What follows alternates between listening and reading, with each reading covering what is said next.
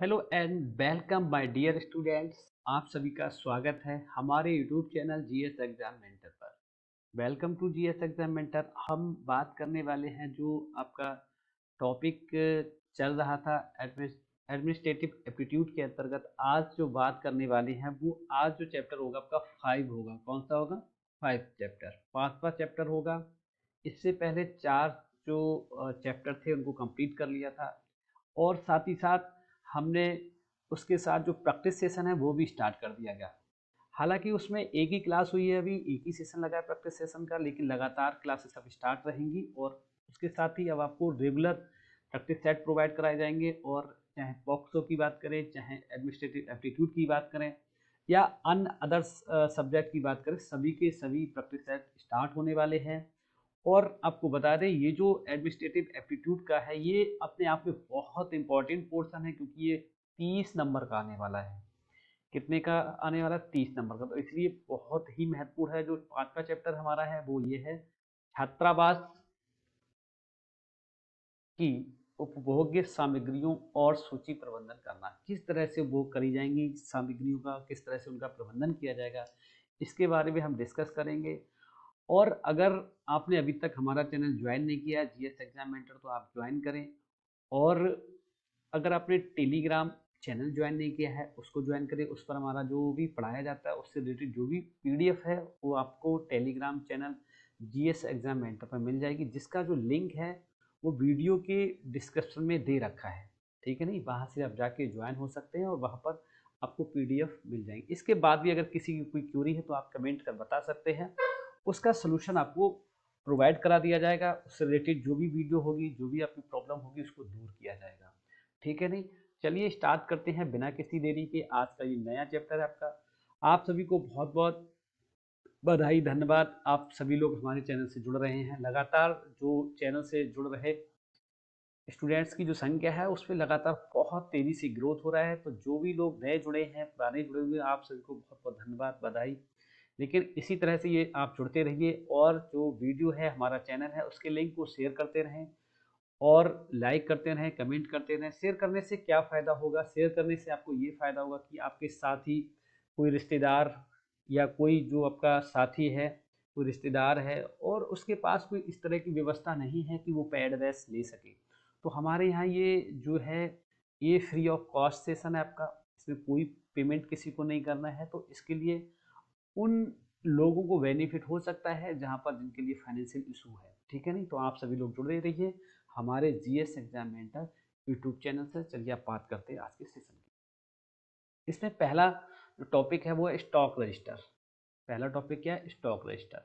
Register के बारे में पढ़ रखा है, सभी ने पढ़ रखा है क्या क्या होता है। अब बात करेंगे रजिस्टर क्या होता है। किसी चीज़ को मेंटेन करना, उसमें रिकॉर्ड करना डे बाई डे, या जो कहना चाहिए जो भी चीज़ें हैं उनको अगर यूँ कहें कि सिस्टम वाइज उसे राइट करना, उसका रिकॉर्ड मेंटेन करना, वो रजिस्टर कहलाता है। स्टॉक रजिस्टर की बात करिए तो स्टॉक को किस तरह से मेंटेन किया जाता है उसके अंदर देखिए, दुकान सबसे पहला पॉइंट आता है आपका। दुकानों की प्राप्तियां और निर्गमों के सभी लेन देन को स्टॉक और निर्गम 2025 एनएमपी 1009 रजिस्टर में दर्ज किया जाना चाहिए। ये नाम पूछ रहा है कौन से रजिस्टर में दर्ज किया जाना चाहिए, तो ये पूछ लेता है आपका, इसको याद रखेंगे। 2025 slash NMP slash 10 slash 909 register में दर्ज किया जाना चाहिए। मतलब दुकानों की प्राप्तियां हैं जो लेन, जहां से हम मतलब जो स्टॉक है, मतलब जो खाद्य पदार्थ हैं उनका जो लेन देन करते हैं या जो भी सामग्री है उनका लेन देन करते हैं, उनका हमें रजिस्टर में दर्ज करना चाहिए। ठीक है, नहीं हमारे पास क्या स्टॉक है, क्या हमने खर्च कर दिया, क्या निर्गम कर दिया, इस चीज़ का हमारे पास रिकॉर्ड होना चाहिए, रजिस्टर होना चाहिए। नेक्स्ट, रजिस्टर के पन्नों पर मशीन नंबर अंकित होना चाहिए। देखिए, जो भी आप रजिस्टर का, जिस रजिस्टर का यूज़ कर रहे हैं तो उसमें मशीन नंबर अंकित होना चाहिए। मशीन नंबर से आपने जैसे एक बिल बुक देखा होगा, बिल बुक देखा है ना सभी पे, जो कंप्यूटराइज्ड उस पर नंबरिंग होती है। हर बिल बुक पे एक 1 2 3 4 इस टाइप से होती है ना। आपने देखा होगा बिल बुक इस टाइप से होती है, बिल बुक जो छपी हुई होती है। आपने कभी भी बिल लेने जाएँ तो इस टाइप से एक बिल बुक मिलती है आपको, है ना? ये होती है। यहाँ पर उस फर्म का नाम होता है, इस या दुकान का नाम होता है, यहाँ पे ग्राहक का नाम, यहाँ पे एड्रेस, तो यहाँ पे क्रमांक होता है, ये सीरियल नंबर। ये ऑटोमेटिक मतलब कंप्यूटराइज छपे हुए होते हैं ना, बकाया चीजें फिल करनी होती है। यहाँ पर जो भी सामग्री लेन देन करते हैं वो लिखा जाता है, पैसे बकाया बकाया। तो यहाँ पर ये जो क्रमांक है, सीरियल नंबर, ही कंप्यूटराइज होना चाहिए, मतलब मशीन नंबर का होना चाहिए, ये नहीं हत्थू होना चाहिए, हाथ से डाल दिया कि 1 का 2 कर दिया या 3 कर दिया, ये नहीं होना चाहिए। मशीन से नंबरों से अंकित होना है। इस तरह के रजिस्टर के जो पन्ने हैं, इस तरह का रजिस्टर हमें यूज करना है जिसमें मशीन नंबर अंकित होना चाहिए। ये इंपॉर्टेंट पॉइंट है, ठीक है। नेक्स्ट पॉइंट आपका आता है रजिस्टर के बाईं ओर का उपयोग रसीद दर्ज करने के लिए और दाईं ओर का उपयोग मुद्दों के लिए किया जाना चाहिए। देखिए ये पॉइंट आपका बहुत महत्वपूर्ण बनता है। कैसे बनता है देखिए बता देते हैं हम आपको, यहीं से बताएंगे अभी आपको कि क्यों महत्वपूर्ण है। इसको इरेज करते हैं। आपने देखा होगा रसीद बुक देखी है किसी ने, किस किसने देखी कमेंट कर मुझे बताएं, ठीक है। देखिए एक रसीद बुक देखी होगी आपने, इस तरह से होती है, इस तरह से। उसके दो हिस्से होते हैं, एक आपने देखो यहाँ से डॉटेड लगा हुआ होता है, ये एक हिस्सा छोटा होता है, एक हिस्सा बड़ा होता है, कभी कभी दोनों हिस्से बराबर होते हैं, ठीक है ना। अब यहाँ पर वही नाम होगा, दुकान का नाम, फर्म का नाम मान लो, इधर भी फर्म का नाम होगा आपका, यहाँ वही नंबरिंग होगी आपकी, यहाँ भी नंबरिंग होगी आपकी, यहाँ डेट होगी आपकी, यहाँ डेट होगी आपकी, ठीक है। यहाँ पर नेम होगा आपका, यहाँ भी नेम होगा, नेम एड्रेस जो भी है वो चीज़ें हो जाएंगी आपकी यहाँ से, ठीक है। इसके बाद जो है इसमें क्या गया, यहाँ पर जो आपको लेना है, आप यहाँ से ये वही ग्राफ बिल बुक की तरह बना हुआ होगा ये रसीद, यहाँ से आपने क्या क्या खरीदा वो लिखा जाएगा, उसका पेमेंट यहाँ पे लिखा जाएगा, ठीक है। तो इसके बाद वही चीज़ यहाँ पे लिखी जाएगी, क्या आपने खरीदा, कितना पेमेंट हुआ, वो भी इधर लिखा जाएगा। तो जब आप ये बायां भाग हो गया आपका रसीद का, ये बायां भाग और ये दायां, ठीक है। तो इसमें ये है कि जब ये पूछा जाता है क्वेश्चन कि रसीद का बायां और दायां भाग, मतलब बाएं भाग का क्या कार्य है, दाएं भाग का क्या कार्य है, तो जो बायां हिस्सा होगा, बाएं रसीद का जो उपयोग होगा रसीद दर्ज करने में, ये देखिए बाएं ओर का उपयोग रसीद दर्ज करने में, रसीद दर्ज करने में मतलब समझ रहे हैं आप, रिकॉर्ड मेंटेन करने में। ये रसीद बुक एक फाड़ के देते तो एक अपने पास रह जाती है कि रिकॉर्ड, हाँ किस डेट में हमने क्या दिया था, XYZ भूल जाती है या कोई बात हो जाती है, आपकी वाली रसीद खो जाती है, तो वहां पर रिकॉर्ड मेंटेन रहता है। और जो दाएं वाली रसीद है उसमें मुद्दा लिखा होता था और वो किस बात वो आपको दे दी जाती है, रिटर्न कर दी जाती है, जो आप जहां पर ले जा रहे हैं वहां पर अपने रजिस्टर में मेंटेन कर ले, ठीक है नहीं, ये चीज होनी चाहिए। तो बाईं ओर का उपयोग ये पूछा जाता है कि रसीद के बाएं भाग का प्रयोग किसमें किया जाता है, तो रसीदें दर्ज करने में किया जाता है, और दाएं ओर का मुद्दों के उपयोग में किया जाता है, ठीक है ना। ये इंपॉर्टेंट पॉइंट बन जाता है आपका यहाँ से। अब नेक्स्ट है यहाँ से रसीदों की प्रविष्टियां भंडार प्राप्त होने पर की जाएंगी, जबकि मुद्दों की प्रविष्टियां प्रत्येक महीने के अंत में एक मुश्त की जाएंगी, कुल मुद्दों के दैनिक सारांश से दिया जाएगा। देखिए अब इसमें अंतर क्या है, मतलब जो रसीदें दर्ज की जाती हैं उनमें और मुद्दों में अंतर क्या है। देखिए मुद्दों जो रसीदों की प्रविष्टियां हैं वो भंडार पूरा फिनिश हो जाएगा हमारा, या हमने पूरा प्राप्त कर लिया तब की जाएगी। रसीदों की प्रविष्टियां भंडार प्राप्त होने पर की जाती है, जैसे हमने कुछ मंगाया वो आ गया तो हमें रसीद मिलनी चाहिए, हमें रसीद मिलनी चाहिए। अब जबकि मुद्दों की प्रविष्टियों का क्या होता है, जब हमारा पूरा महीना हो जाता है कि हमने पूरे महीने में क्या खर्च किया, क्या लिया, हमने क्या खरीदा, कितना उपयोग किया, कितना हमारा स्टॉक बचा है, ये सारी चीजें किसके अंदर लास्ट में आती, मुद्दों वाला जो आएगा वो लास्ट महीने के लास्ट में आएगा। और रसीदें दर्ज करने का मतलब जैसे जैसे आता रहेगा वैसे वैसे हम नोट करते रहेंगे, है नहीं। रसीदों की प्रविष्टियां भंडार जैसे ही प्राप्त होगा, मतलब जो भी चीज हम लेने गए हैं या हमें मिल रही है या आ रही है तो उसकी तुरंत रसीद हमें चाहिए। जैसे आपने देखा अगर आप कोई चीज किसी से मंगाते, किसी दुकानदार के यहाँ जाते हैं तो उससे कहते हैं हमारा ये सामान है, उसे टोटल सामान आपने खरीद लिया, ठीक है। खरीदने के बाद उससे कहा कि भाई ऐसा करो, इसे किसी सवारी से, किसी वाहन से आप हमारे यहाँ पहुंचा देना। तो दुकानदार क्या करेगा, एक रसीद, दो रसीदें बनाएगा वहां पे, उस गाड़ी वाले को या जो भी ऑटो वाला होगा जो भी, उसे दो रसीदें देगा, एक रसीद आपको दे आएगा, एक रिसीव कर आपके वापस ले आएगा। तो वो रसीद का मतलब ये होता है कि वो सामान आप तक पहुंच गया है। अब मुद्दे की बात क्या, मुद्दे की प्रविष्टियों का मतलब क्या है, पूरे मंथ में आपने क्या कितना खर्च हुआ हमारा, उसका लेखा जोखा, कितना सामान आया, कितना हमारा खर्च हो गया, कितना हमारा शेष बचा, स्टॉक कितना है, ये चीज हो जाती है, ठीक है नहीं। नेक्स्ट नेक्स्ट पॉइंट, मैस पर्यवेक्षक द्वारा अंतिम स्टॉक शेष और उसके मूल्य की गणना रजिस्टर में की जानी चाहिए। जो अंतिम स्टॉक है, जो अंतिम स्टॉक शेष रह जाता है, उसके मूल्य की गणना किसमें करनी चाहिए? रजिस्टर में करनी चाहिए। प्रत्येक लेख या लेखों के समूह के लिए रजिस्टर में अलग पृष्ठ निर्धारित किए जा सकते हैं। जो लेख होता है उसका जो मतलब पूरा लेख जो मूल्य का पूरा विवरण होता है उसके लिए एक कैलकुलेशन के हिसाब से जोड़ना घटाना ये सारे के लिए एक पृष्ठ अलग से निर्धारित किया जा सकता है। ठीक है। नेक्स्ट, रोजमर्रा के उपभोग के लिए खरीदी जाने वाली खाद्य सामग्री जैसे ब्रेड, मक्खन, सब्जियां, दूध, मिठाइयां आदि का भुगतान प्राप्त होने पर ही कर देना चाहिए। देखिए, इनका भुगतान जो है जब ये प्राप्त हो जाए हमें चीजें, जैसे ब्रेड है, मक्खन है, सब्जियां हैं, दूध है, ये कैसी चीजें? ये रोजमर्रा की चीजें हैं। मतलब ऐसा नहीं कि हम इन्हें बहुत अधिक मात्रा में खरीद के रख लें और इनका 1 महीने तक 2 महीने तक यूज करते हैं, ऐसा नहीं हो सकता। ये खराब हो जाएंगी, है ना, ये बेकार हो जाएंगी। इसलिए तो इनकी कोशिश करें कि जैसे ही हम ये चीजें लाते हैं तो इनका भुगतान मतलब ये प्राप्त होने पर, भुगतान प्राप्त होने पर ही कर देना चाहिए। मतलब ये हमें मिलती है, इनके बाद इनका भुगतान कर देना चाहिए। जैसे आगे गैस, वॉशिंग पाउडर आदि के साथ ही ऐसा व्यवहार किया जाना चाहिए। जैसे हम रोजमर्रा की चीजें लेते तो उनका पेमेंट तुरंत कर देते हैं, वैसे ही हमारे साथ ये जो वॉशिंग गैस है, वॉशिंग पाउडर, इनका भी इसके साथ ऐसा ही व्यवहार होना चाहिए। ऐसी सभी वस्तुओं के लिए एक अलग स्टॉक इशू और रजिस्टर रखना चाहिए। देखिए, ऐसी जो रोजमर्रा की चीजें हैं आपकी, उनके लिए एक अलग से स्टॉक और इशू रजिस्टर हमें बनाना चाहिए, तैयार रखना चाहिए। ठीक है, नहीं, स्टॉक रजिस्टर के अंतर्गत आती है।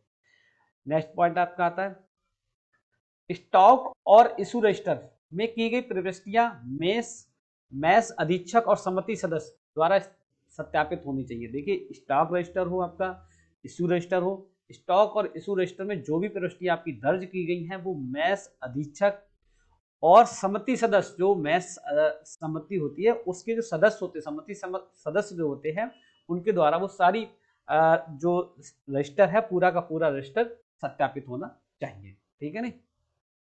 नेक्स्ट इंपॉर्टेंट पॉइंट आपका, स्टॉक का भौतिक सत्यापन किस तरह से करना चाहिए। पहला पॉइंट आपका आता है प्रत्येक पखवाड़े के अंत में, पखवाड़ा कितने दिन का होता है? 15 दिन का, ये नोट कर लीजिएगा।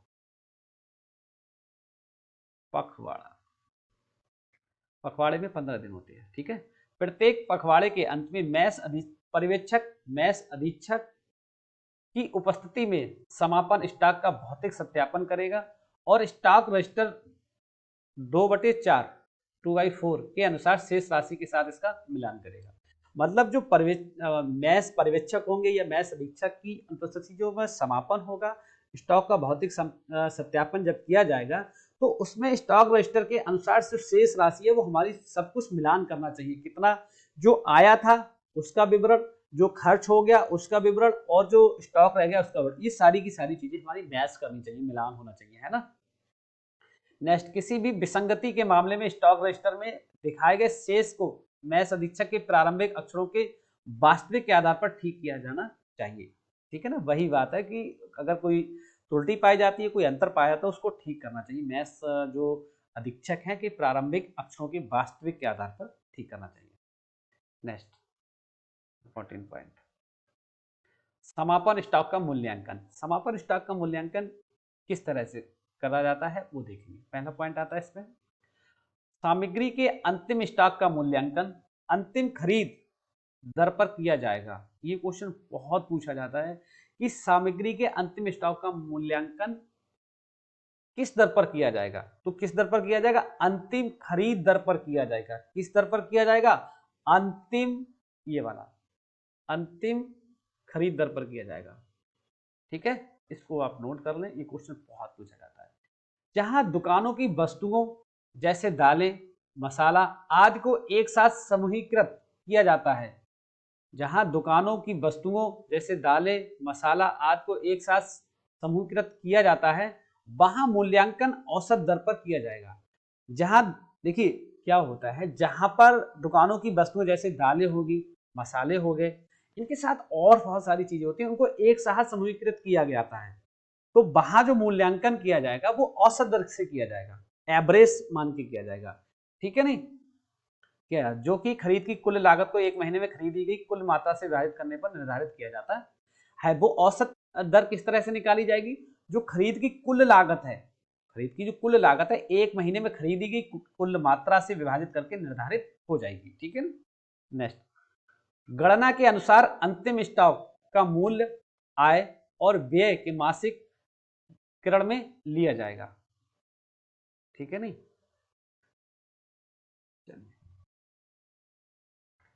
नेक्स्ट, वार्षिक स्टॉक सत्यापन किस तरह से किया जाएगा, ये भी इंपॉर्टेंट पॉइंट है। पहला पॉइंट, प्रत्येक वर्ष मार्च के पहले सप्ताह में रजिस्टर के साथ भौतिक स्टॉक की जांच के लिए गिरावट वाले स्टॉक के संबंध में स्टॉक सत्यापन समितियों का गठन किया जाना। देखिए सबसे पहले क्या होगा, जो स्टॉक सत्यापन समिति है, वार्षिक स्टॉक सत्यापन के लिए जो स्टॉक सत्यापन समिति है उनका गठन किया जाएगा जांच के लिए, किस तरह से गिरावट आ रही है, किस तरह से उसमें क्या है क्या नहीं है। ये कब होता है, ये प्रत्येक वर्ष मार्च के पहले सप्ताह में रजिस्टर के साथ भौतिक स्टॉक की जांच के लिए गिरावट वाले स्टॉक के संबंध में, ऐसे कहीं पर स्टॉक में की जांच में कमी पाएगी तो उसके लिए एक स्टॉक समिति बनाई जाएगी उसकी जांच के लिए। और एक बात बताएं, वार्षिक स्टॉक का जो सत्यापन है वो 31 मार्च तक हो जाना चाहिए। कब तक हो जाना चाहिए, 31 मार्च तक, है ना, ये 31 मार्च तक हो जाना चाहिए। ये देखो यहाँ पे लिखा हुआ है नेक्स्ट पॉइंट में, स्टॉक सत्यापन 31 मार्च तक पूरा किया जाना है और समिति को निम्नलिखित बिंदुओं पर प्रकाश डालते हुए रिपोर्ट प्रस्तुत करनी है। देखिए जो सत्यापन, वार्षिक स्टॉक सत्यापन का जो कार्य है उसे हर हाल में 31 मार्च तक पूरा कर लेना चाहिए। कब तक हो जाना चाहिए कंप्लीट, 31 मार्च तक। और वो किन बिंदुओं पर जांच करेगा, किन बिंदुओं पर जांच करनी चाहिए वो देखिए, अधिक मात्रा में पाई जाने वाली वस्तुओं की सूची, वही मात्रा अगर अधिक मात्रा में पाई गई है तो उसकी सूची अलग होनी चाहिए।